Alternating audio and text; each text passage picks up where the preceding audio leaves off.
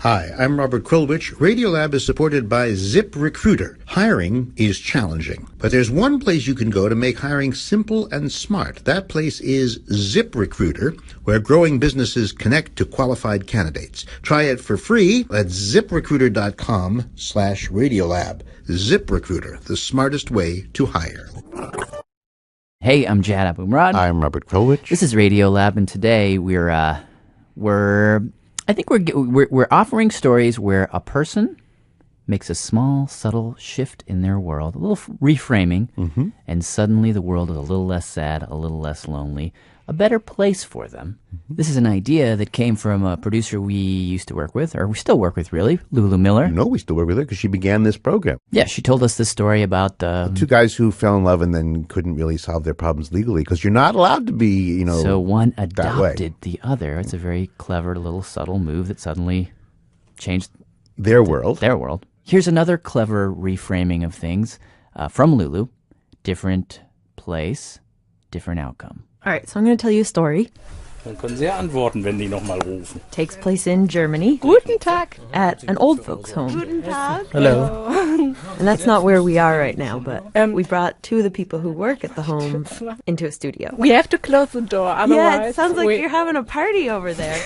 So the story really belongs to this guy, Richard Neureither. Ja. He's the director of the home, which is called Benrath Senior Center. In Düsseldorf. But we've also brought Regine in, Regina Hau. who also works at the home, And speaks more English. I just help Mr. Neureiter translate. Shall we do it like this? Yeah. Okay. So, Mr. Neureither has a problem. Ja, Hauptproblem war, dass viele Leute das Haus verlassen. It's a problem most nursing homes face, Demente Menschen das Haus verlassen. which is That many people who develop Demenz. dementia or Alzheimer, they'll become disoriented and confused and suddenly think, where am I? And where am I? this is not my world, and I have to go back to my house. My children are waiting for me, and And usually, nurses will intercept them. relax, you are living here. But occasionally, people somehow slip out the front door. Yeah, escapes, they happen. And then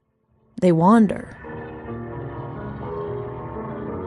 They had one woman make it onto a bus. And she escaped about how many kilometers are there? She eventually made it to a town about 20 miles away. Yeah. They've had people turn up at grocery stores, wandering in the forest. They've even had people make it all the way back to their old houses and find new people living there. Yeah. And for the people who work at the home, says Regine, You get crazy not knowing where is the person and where did she go. test. This is something we all know about. You guys know I'm working on this story about the Alzheimer's? Yes. And while reporting this piece, I was checking in with my parents about some stories like this that happened to my grandpa, Well, and they told me one I'd never heard. one morning. This was in February. Yes, this was on a very, very cold day in frigid, February. cold morning. My grandpa got up, 5 in the morning.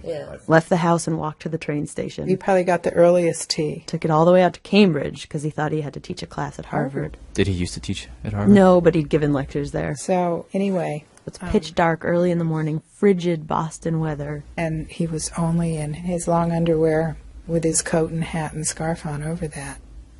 He didn't even have shoes on. He was just wearing his slippers. He was picked up by the police because he was, Hypothermic. yeah. He was hypothermic. He was hypothermic. I mean, when they brought him into the hospital, He his was in his- temperature was too low. I did not know that.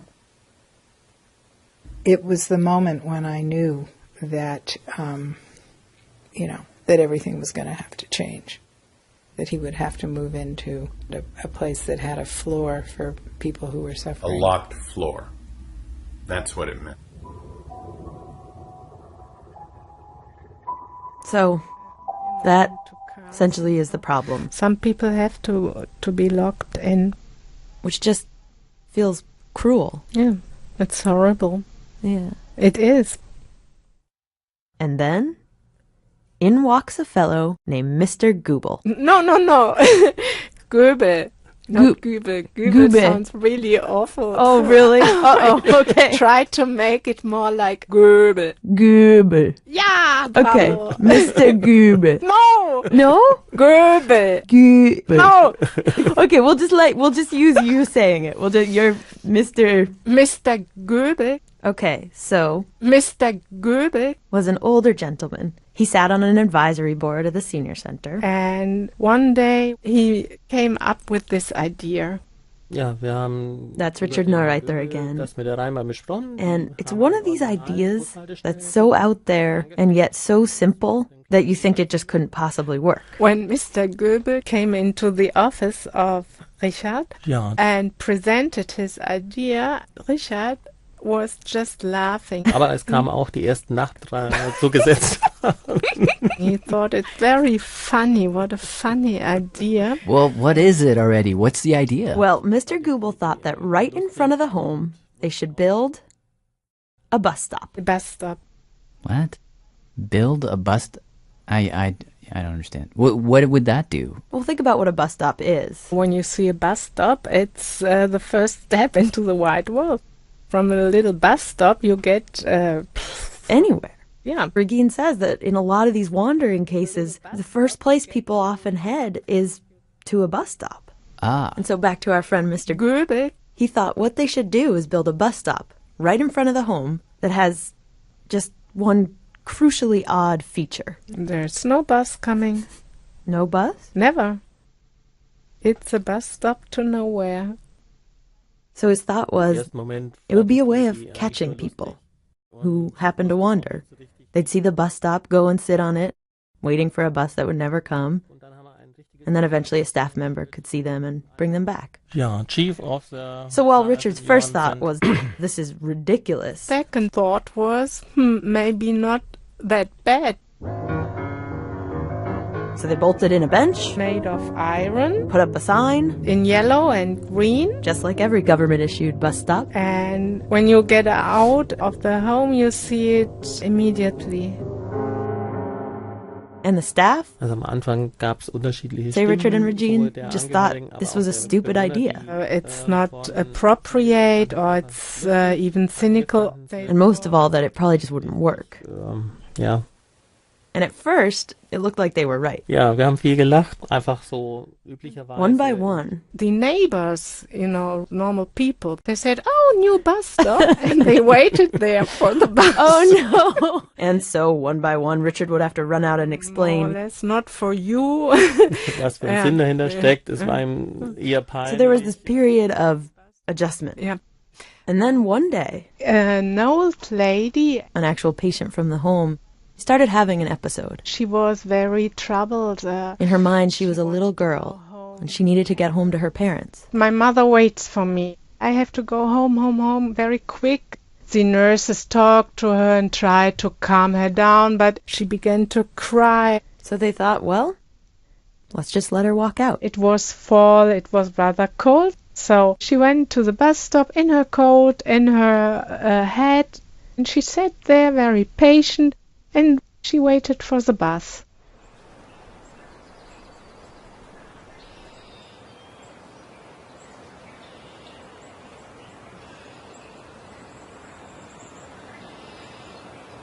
In the fresh air, sun shining. And eventually a nurse came over and sat with her. And they waited together, side by side.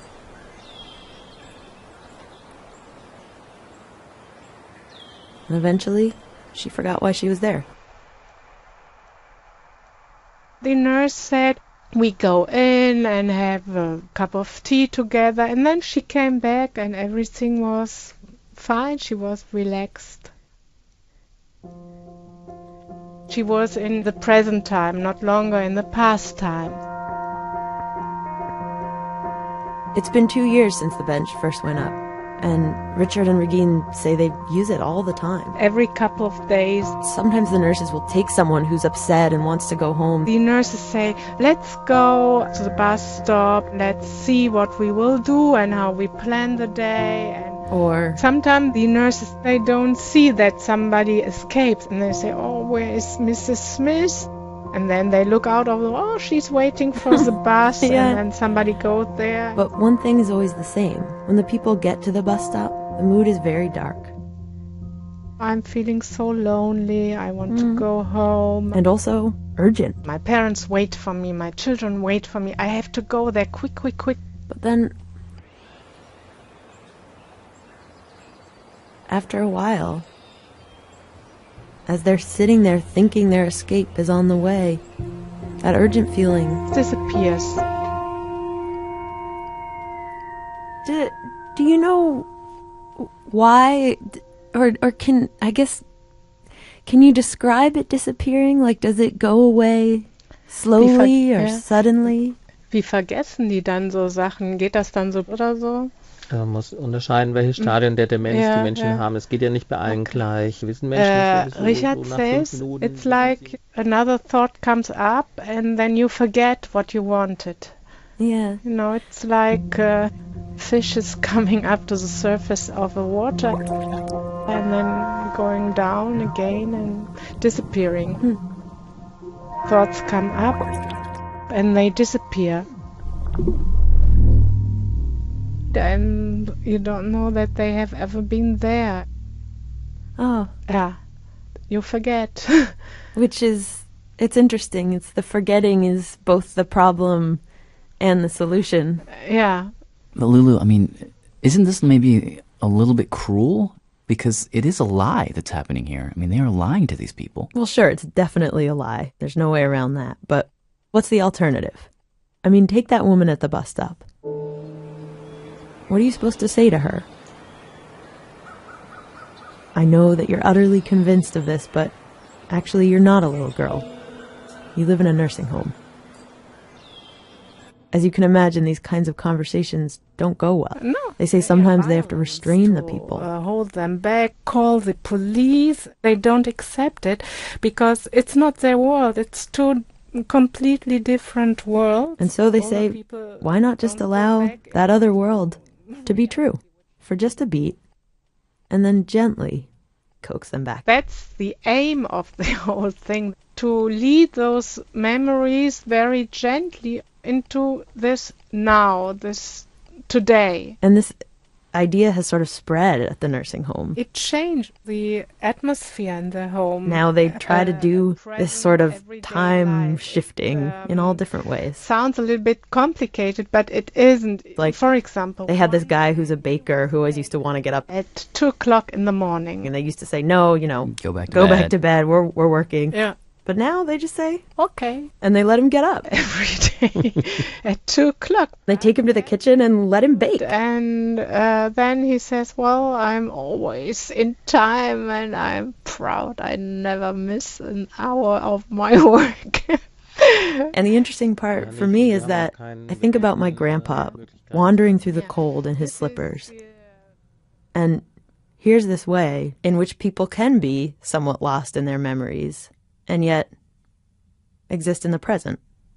Safely.